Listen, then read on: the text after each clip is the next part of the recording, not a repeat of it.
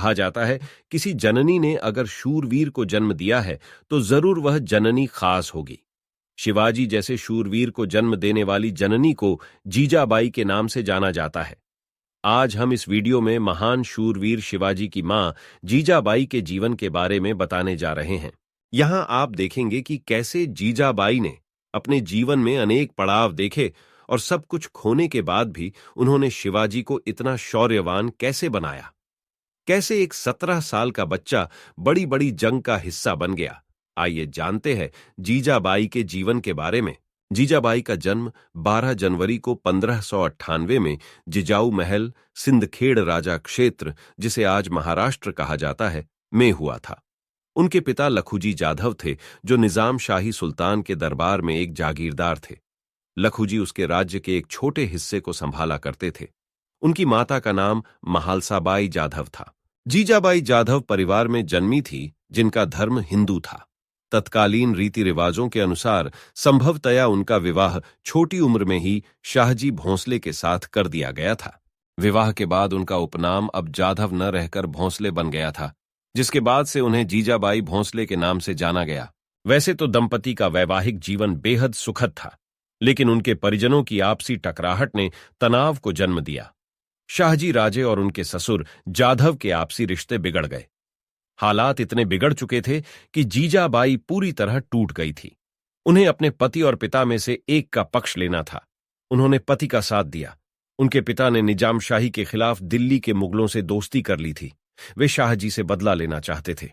जीजाबाई अपने पति के साथ शिवनेरी की किले में ही रहीं, उनके प्रति अपनी प्रतिबद्धता दिखाई। हालांकि उन्हें इस बात का दुख था कि उनके पिता और पति दोनों ही किसी और शासक के अधीन काम करते हैं। उनकी इच्छा थी कि मराठों का अपना साम्राज्य स्थापित हो। भोंसले परिवार लाल महल में रहता था, जो उनका आवास स्थान था। शाहजी भोंसले बीजापुर के शासक आदिल शाह के दरबार में एक जागीरदार थे, जिसकी वजह से वह लाल महल को छोड़ करके बीजापुर में जाकर रहने लगे। वह अपने बड़े बेटे संभाजी को भी वहीं लेकर चले गए। उनका छोटा बेटा शिवाजी तथा पत्नी जीजाबाई अब लाल महल में ही रहते थे, जिनके साथ दादा कोंडदेव, सहायक तथा कई अन्य लोग भी रहा करते थे। संभाजी अपने पिता शाहजी के साथ बीजापुर में ही रहते थे। कहा जाता है कि 1654 में आदिल शाह के सेनापति अफजल खान ने उनकी हत्या कर दी। जब 1657 में शिवाजी को एक पुत्र की प्राप्ति हुई, जिसका नाम उन्होंने अपने बड़े भाई की याद में संभाजी रखा। शाहजी हमेशा अपने कार्यों में जीजाबाई की मदद लिया करते थे। बताया जाता है कि संभाजी और शाहजी को अफजल खान के साथ हुए युद्ध में मारे गए थे। शाहजी की मृत्यु के बाद जीजाबाई ने पति के साथ सती होने की कोशिश की थी, पर शिवाजी ने उन्हें ऐसा करने से रोक दिया था। शिवाजी अपनी मां को अपनी मित्र, मार्गदर्शक और प्रेरणा स्रोत मानते थे।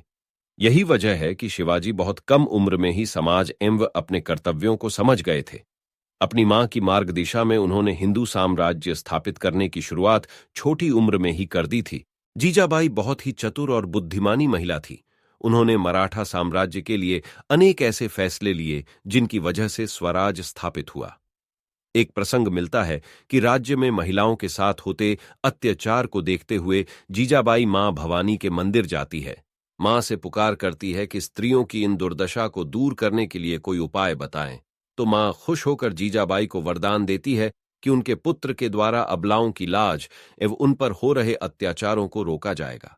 यही वजह है कि शिवाजी हमेशा भवानी मां को पूजते थे और अपनी मां के द्वारा मिली शिक्षा का निर्वहन करते हुए मां को हमेशा पूजते रहे। इतिहास में लिखा है कि शिवाजी महाराज के पास एक ऐसी तलवार थी जिसका नाम भवानी था।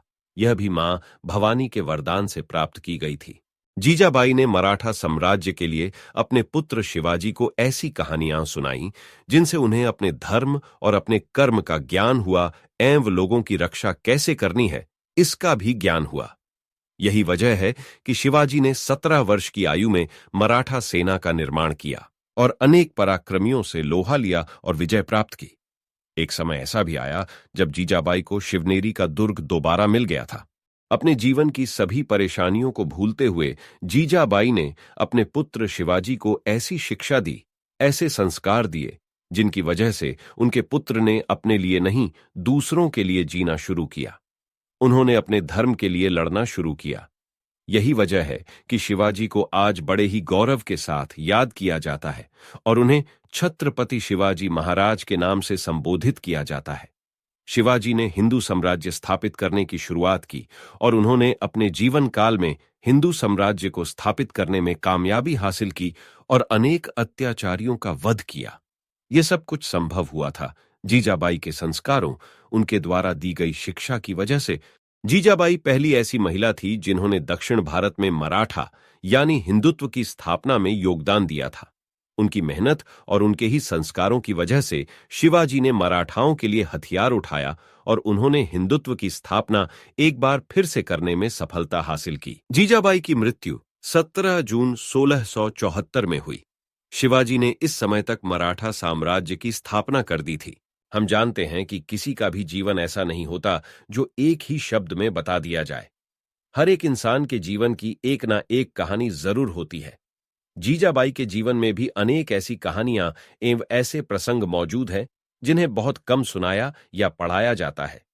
हम कुछ ऐसे ही प्रसंग उनके जीवन से जुड़े यहां बता रहे हैं। आगे बढ़ने से पहले आपसे निवेदन है कि अगर वीडियो पसंद आए तो करें लाइक, शेयर, सब्सक्राइब और कमेंट बॉक्स में कमेंट करना ना भूले और जुड़े रहे हमारे साथ। चलिए आगे बढ़ते हैं। जीजाबाई स्वयं ऐसी महिला थी जिन्हें उनकी दूरदर्शिता एवं युद्ध नीतियों के लिए याद किया जाता है।